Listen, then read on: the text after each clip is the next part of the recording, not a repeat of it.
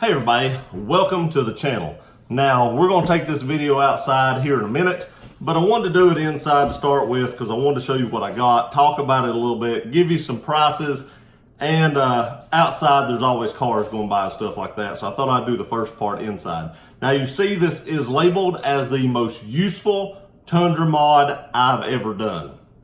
Now, I say that, and it is if you need one of these. If you need this, this is a very useful mod.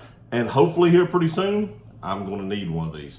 Now, I have to say the LED headlights was a very useful mod too.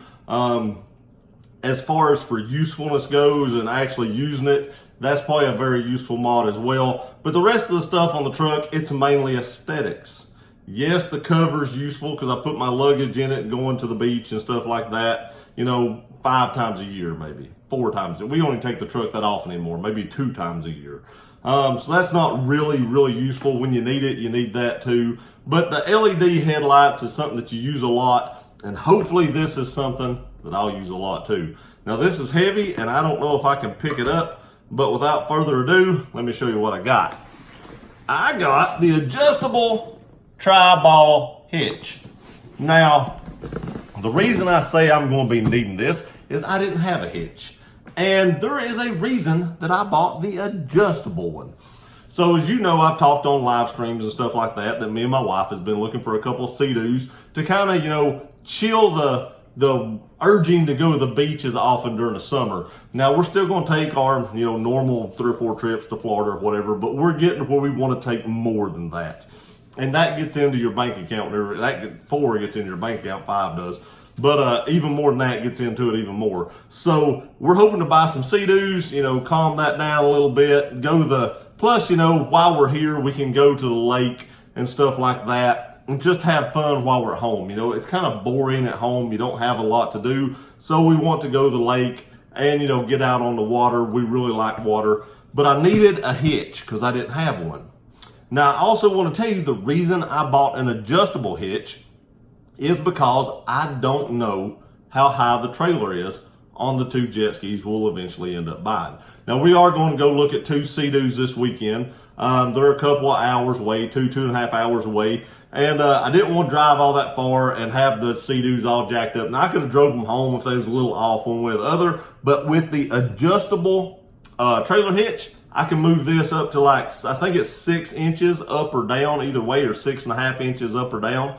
So I can pretty much get that trailer level with this and have no issues at all. It also comes with 3 different size balls, 1 7/8, 2 inch, and 2 5/16. Now the cool thing about this is with the 1 7/8 you can tow 6,000 pounds. 2 inch, you can tow 7,500 pounds, and with the 2 5/16 inch ball, you can haul 10,000, or you can tow 10,000 pounds. So this is a very beefy hitch. Like I said, I got this at TSC here locally. Luckily, this was the only one they had in stock, and I was lucky enough to get it, and it was hidden in the back somewhere. It looked like somebody tried to slide something in front of it and come back and get it. But I do want to say this is not a cheap hitch. I didn't cheap out on this. You know, you're going to be hauling $14,000–15,000 worth of jet skis. Yes, they are not heavy, and you know anything would have probably done it. But I didn't want to cheap out on that. This hitch was $164.61 tax out the door. Now, I didn't think that was crazy since it did come with the tri-ball system. I went to Lowe's and looked at theirs, and the adjustable hitch by itself was about $60, $65, and then the balls were about $55 or $60. So it probably, you know, could have come out a little cheaper there, but I didn't like how they looked as much as this one, and it was nowhere near as heavy duty as this. Now I want to open this and show you what this looks like. You got your instruction paperwork, stuff like that. Down in the bottom, you have your different pins to adjust the height. You have your pin here to actually lock the receiver in. I do want to say I didn't like that, so I bought this Reese one. It is a lockable one to hold the trailer hitch into the truck. This does have ball bearings in here, so it eliminates the weak spot of these ones where they're tapered. So I did splurge just a little bit. It wasn't but like $5 or $6 more, and it is a stronger lock. And I do want to say it has a sleeve on it. So it will accommodate 1/2-inch pin diameter or 5/8. If you take this sleeve off, you can do 5/8 or 1/2 inch with it on. So I did do that. Now, most people know if they've got a Tundra that you do have a 4-prong adapter or 4-connector adapter on the back of your truck, but I did not know if his trailer had a long enough cord. So I did buy a 7-slot to 4-prong adapter, and it does have an extension on it. So maybe if his isn't long enough to reach into mine, the extension will allow it to work. This wasn't but like $15 or $16 at Walmart, and right there's what it is. And I would rather have paid the $15 or $16 and have been safe than drive 2.5 or 3 hours and then have to go find a Walmart and this guy, you know, sitting at the lake waiting on me to get back with some Sea-Doos. I would just rather just go ahead and pay the 15 or 16 bucks. And if I don't need it, I can always take it back. But let's look at this. What I was talking about heavy duty, this thing weighs a ton. It is solid. I've seen some of these that's been like hollow on the inside. You just heard me hit the ball. But this thing is a chunk. And then if you look right here, you have your 3-chromed tri-ball system. You know, you got your 2-inch here, your 2 5/16, and then your 1 7/8 right here.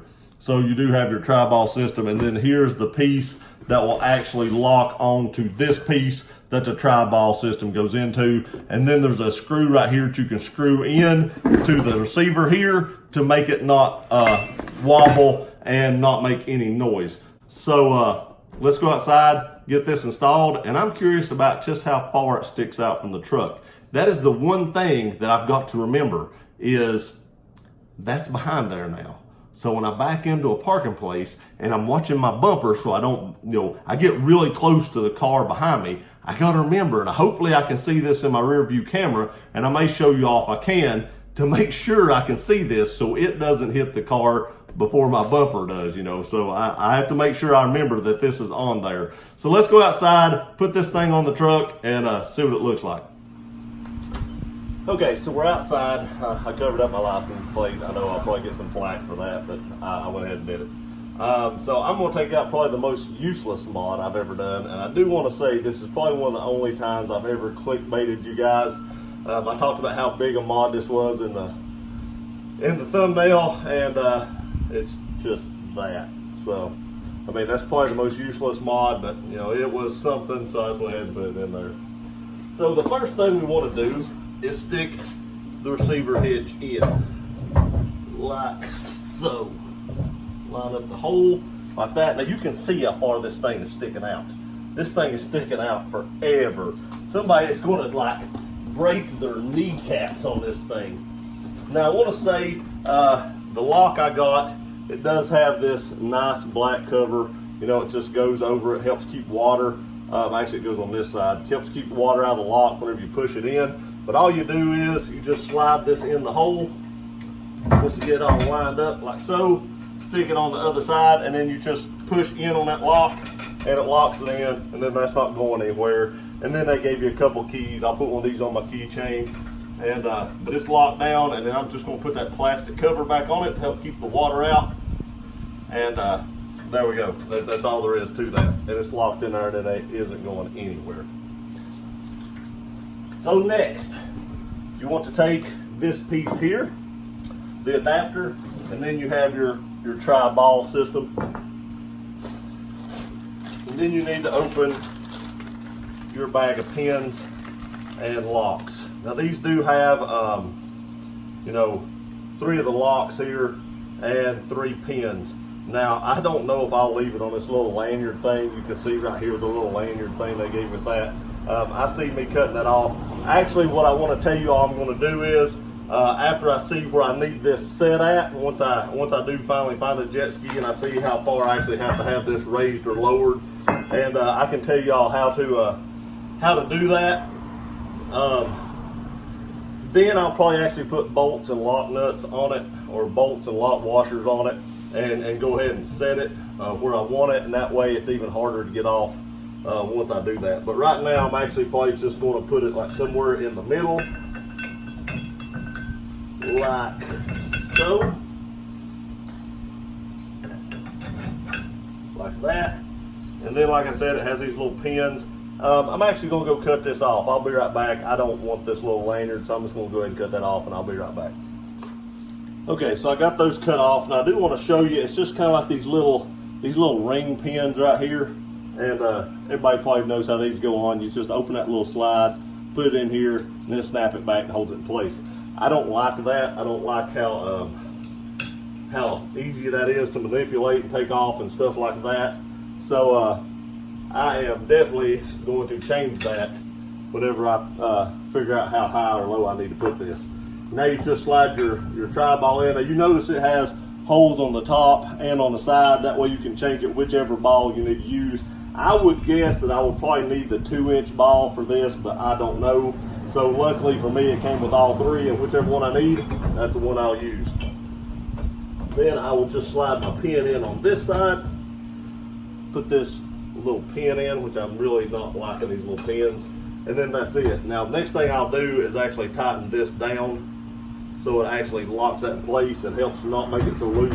But you still have a loose point here that rattles, and you're still probably going to have a loose point right here that rattles. There's really not a lot I can do about that. I've watched people kind of make sleeves to go around these, but there's really not a lot I can do about that. Now I want to measure something. This is enormous, and there's a huge drop right here. So from the back of the hitch, it is exactly 15.5 inches to the back of this right here. Now don't tell me that somebody just wouldn't just demolish themselves on this. So I'm not sure I'm actually going to leave this in the truck full time. I might just put it on when I tow with it, because I can see myself just annihilating my shins with this. I've actually done that before, and it is horrible. So I'll probably actually take this off and just put it on whenever I go to tow stuff. I may leave it inside the truck or something like that. That way I always got it with me. But I don't know if I'm going to leave 15.5 inches sticking out behind my truck. Now, one other thing I do want to show y'all how to do, and that's how to measure exactly how much drop you need on a receiver hitch to actually have it set right.